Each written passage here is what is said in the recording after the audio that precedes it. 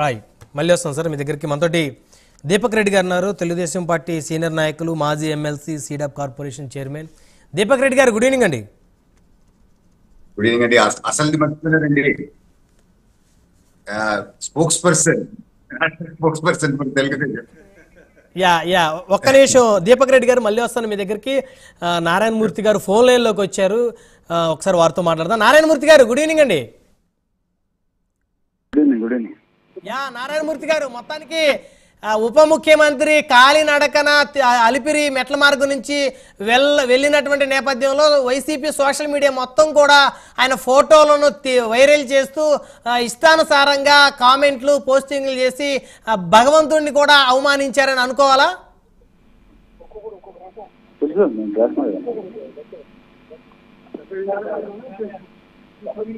Hello, yeah Narayanamurthy గారు, వినిపిస్తుందా? Hello Narayanamurthy గారు, వినిపిస్తుందా నా వాయిస్ మీకు? చెప్పండి. కాదు, ఉప ముఖ్యమంత్రి కాలినడకన తిరుమల వెంకటేశ్వర స్వామి వారిని దర్శించుకునేటువంటి క్రమంలో ఆయన ఎందుకు వైఎస్ఆర్సీపీ సోషల్ మీడియాలో విపరీతంగా ఆయన మీద కామెంట్స్ చేస్తా ఉన్నారు? కామెంట్ అంటే ఇప్పుడు ఆయన చేసింది సినిమాలో నటనలో ఉంది తప్ప కాలినడకి వెళ్ళేటప్పుడు కూడా వంగడం, ఆ ఎక్స్ప్రెషన్స్ ఏంటి అసలు?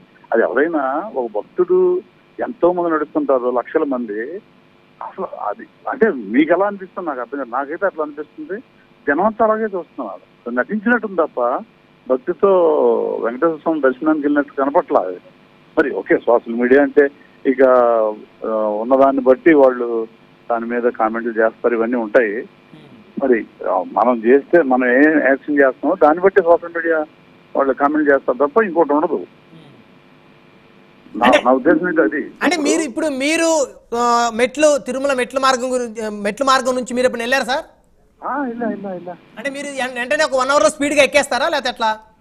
1 hour 2 గంటల 3 గంటల అనేది కాదు, భక్తి తత్వం ఉండాలా.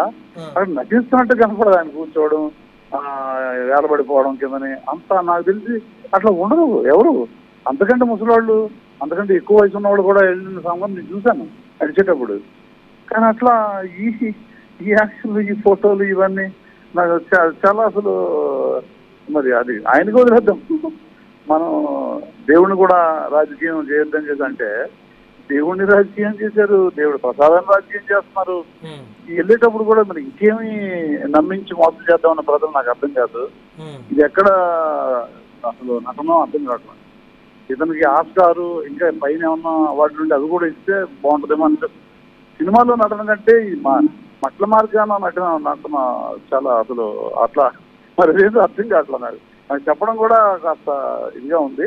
ఓకే, దేవుణ్ణి రాజకీయాల్లో తీసుకురాకూడదు, భక్తి తత్వాన్ని రాజకీయాల్లో తీసుకురాకూడదు. ఆయన భక్తుడిగా ఎక్కడం అనేది మంచి పని కాదు. నారాయణమూర్తి గారు, అంటే 11 రోజులు దీక్ష చేసినటువంటి మాలలో ఉన్నటువంటి వ్యక్తిని కూడా అంటే ఆయన తీరు యాక్టింగ్ చేస్తున్నట్టు ఉంది అని మీరు అభిప్రాయపడుతున్నారంటే మీరు సనాతన ధర్మానికి వ్యతిరేకమా?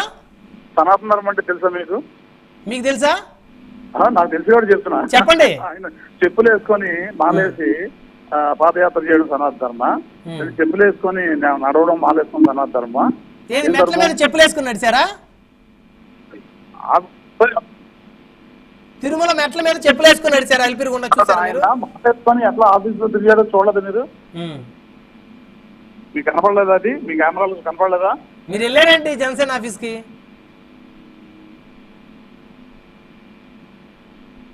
రైట్, మొత్తానికి సరే నారాయణమూర్తి గారు, ఓకే, మీ అభిప్రాయం మీరు చెప్పారు.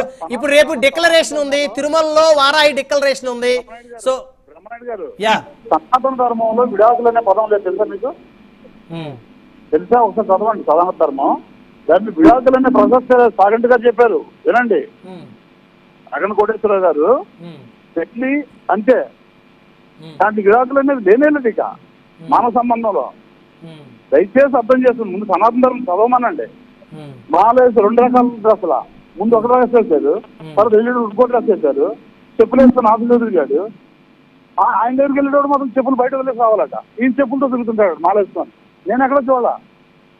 సాయిబాబా మాల వేయచ్చు, వెంకటేశ్వర స్వామి, దుర్గత్మ తల్లి మాల ఉన్నాయి, కానీ ఎవరు కూడా చెప్పులు వేసుకోరు. నాకు తెలుసు. ఓకేనా? కాదు, ఆయన ఆఫీసులోకి ఆయన దగ్గరికి వెళ్ళేటప్పుడు చెప్పులు విప్పి రావాలని ఎవరు చెప్పారు?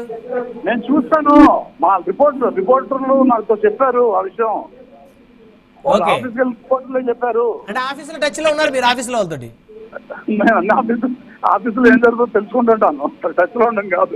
ఓకే, మీకు అసైన్ చేశారా ఏ ఆఫీసులో తెలుగుదేశంలో ఏం జరుగుతుంది, వైసీపీ ఆఫీసులో ఏం, టీడీపీ జనసేన ఆఫీసులో ఏం జరుగుతుంది అనేది? నేను అనేది ఇప్పుడు ఈ ఎవరైతే వీళ్ళు ఉంటారో రిపోర్టర్స్, వాళ్ళు అన్ని ఆఫీసులకు వెళ్తారు, ఒక ఆఫీసులోనే ఉండరు. దయచేసి అర్థం చేసుకోండి.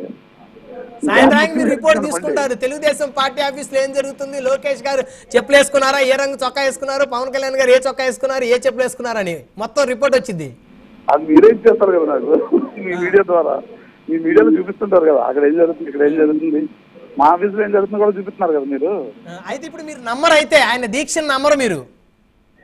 నమ్మడం నమ్మకపోవడం అది, నేను దీక్షను నమ్ముతా, కానీ ఈయన చేసింది నమ్మసక్యంగా లేదు ప్రజలకి.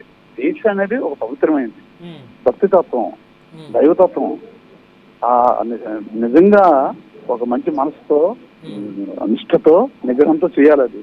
ఇట్లా చాలా వస్తాయి. జనాలు ఏమనుకుంటున్నారు, చెప్పులు వేసుకోవడం ఏంటి, మాలేసి మళ్ళీ మధ్యలో మాలు తీసేయడం ఏంటి, మళ్ళీ ఇంకో కలర్ వేసుకోవడం ఏంటి, ఇవన్నీ కొంత ఎట్లా ఉంటాయంటే మరి మీకు అనిపిస్తుందో తెలీదు, నాకైతే మరి చూడండి మీ విజయం వదిలేస్తున్నది కూడా. ఇప్పుడు రేపు తిరుపతిలో డిక్లరేషన్ ఏమన్నారు? ఇది మంచిదే కదా డిక్లరేషన్. ఆయన ఇవ్వాల్సిన, ఇప్పుడు ఆయన ఏమన్నాడు, మనం ఆడదు నేను బాప్తిజం తీసుకున్నాను అని చెప్పేసి నా ఫ్రెండ్ ఒక అతను అని చెప్పేసి ఆ వీడియోలో చూసా. నా ఫ్రెండ్ బాప్తిజం తీసుకోమన్నాడు, తీసుకున్నాను ఆ రోజు అని. మన మాటకి దానికి ఏ విధంగా రూల్స్ ఉన్నాయో తిరుపతి దేవస్థానంలో ఎవరు నడుచుకోవాలి, మరి ఏం చేస్తారు చూడాలి.